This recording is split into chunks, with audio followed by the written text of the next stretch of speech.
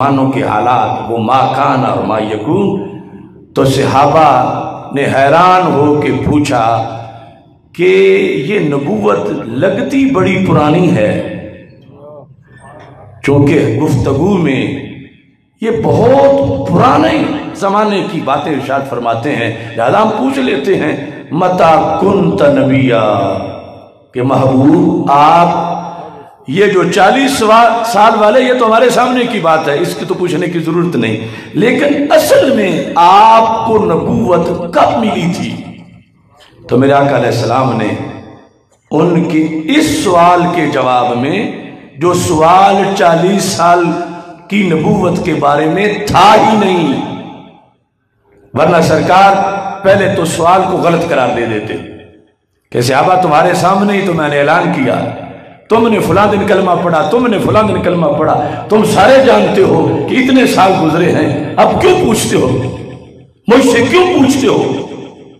سوال کو برقرار رکھنا سرکار کی طرف سے کہ اس کے جواب کی ضرورت محسوس کرنا اور پھر جواب دینا، یہ اس بات کی دلیل ہے کہ اصل موضوع ہی اس نبوت کا تھا جو عالم ارواح میں رب نے عطا فرمائی تھی۔ متا کنت نبیا، آپ نبی کب بنے؟ تو ہمارے آقا علیہ السلام نے فرمایا وآدم بین الروح والجسد، ابھی آدم علیہ السلام کی تخلیق نہیں ہوئی تھی، میں اس وقت بھی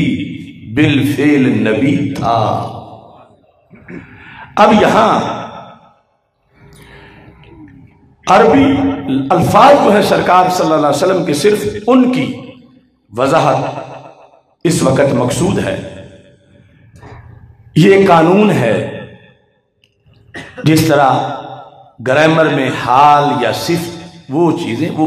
قید کا فائدہ دیتی ہیں، اور ہماری اردو زبان میں بھی ہم ان چیزوں کو سمجھتے ہیں، اگرچہ وہ ہمیں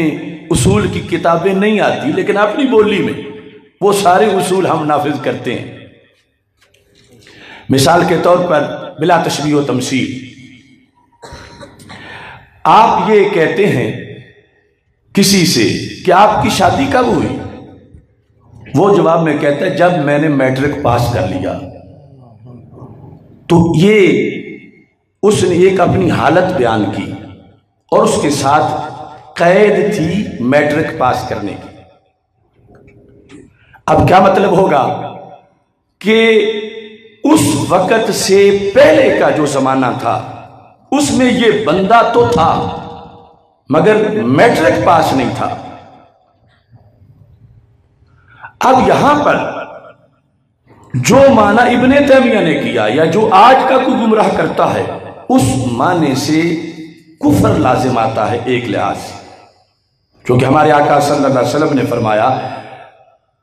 جو وہ کہتے ہیں کہ اللہ کے علم میں میں اس وقت بھی نبی تھا جب آدم علیہ السلام کی تخلیق ہونے والی تھی، اس وقت بھی نبی تھا۔ تو پتہ چلا مانا کہ اللہ کے علم میں نبی تھا، اور وقت کون سا تھا؟ جب آدم علیہ السلام کی تخلیق مکمل ہونے والی تھی۔ اب اس سے یہ فائنل ہوا کہ پہلے تو معاذ اللہ میں اللہ کے علم میں نبی نہیں تھا، لیکن جب آدم علیہ السلام کی تخلیق کا وقت تھا اس وقت میں اللہ کے علم میں آ گیا کہ میں نبی ہوں۔ تو یہاں دو طرح سے کفر لازم آتا ہے۔ اللہ تو ازلی ہے، ابدی ہے، دائمی ہے، آدم علیہ السلام کی تخلیق سے نہ جانے کتنا زمانہ پہلے اللہ تھا، اور اللہ کا علم بھی ازلی ہے۔ یہ جو آج ترجمہ کر رہا ہے کہ اللہ کے علم میں اس وقت نبی تھا، تو مطلب یہ ہے کہ پہلے تو رب کے علم میں بھی نہیں تھا، آدم علیہ السلام کی تخلیق کا زمانہ آیا تو میں رب کے علم میں میرا نبی ہونا آ گیا۔ تو اتنا طویل زمانہ اللہ کی طرف جہالت کی نسبت کرنا معاذ اللہ، یہ سوائے کفر کے اور کچھ نہیں، کہ علم میرا آیا اس وقت کہ جب آدم علیہ السلام کی تخلیق مکمل ہونے والی تھی، جبکہ رب کا علم ازلی ہے، ابدی ہے، اور کسی ایک چیز سے اس کا بے خبر ہونا، اس چیز کی جو بات کرے لفظوں میں معاذ اللہ وہ بھی کافر ہو جاتا ہے۔ تو یہ کہ میرے نبی ہونے کا علم اللہ کو اس وقت آیا کہ جب آدم علیہ السلام کی تخلیق ہو رہی تھی، تو یہ بات ہی کفریہ کلمات میں سے ہے۔ اور دوسرا یہ بنے گا کہ میرے نبی ہونے کے بارے میں اللہ کو علم آیا، اس کا مطلب یہ ہوگا کہ یہ علم ہے حادث، پہلے نہیں تھا پھر پیدا ہوا۔ تو جس کی صفتیں حادث ہوں وہ خود بھی حادث ہوتا ہے، اور جو حادث ہو وہ فانی ہوتا ہے، اور جو فانی ہو وہ اللہ نہیں ہوتا۔ لہذا یہ ترجمہ یا یہ تعویل کہ میں اس وقت بھی اللہ کے علم میں نبی تھا، ایک تو حدیث کے ساتھ خیانت ہے، اور دوسرا دو لحاظ سے اللہ کی ذات کے جو آداب ہیں ان کے خلاف یہ بات ہے، اور کلمہ کفر قرار پائے گا۔ لہذا حدیث یہ بتا رہی ہے کہ میرے آقا صلی اللہ علیہ وسلم نے فرمایا کہ اللہ کے علم میں تو میرا نبی ہونا اور سب کا نبی ہونا ازل سے تھا، اللہ کے علم میں بعد میں نہیں آیا، شروع سے تھا۔ لیکن جو کچھ رب کے علم میں تھا اس کو مجھے دے دینا، نبوت دے دینا،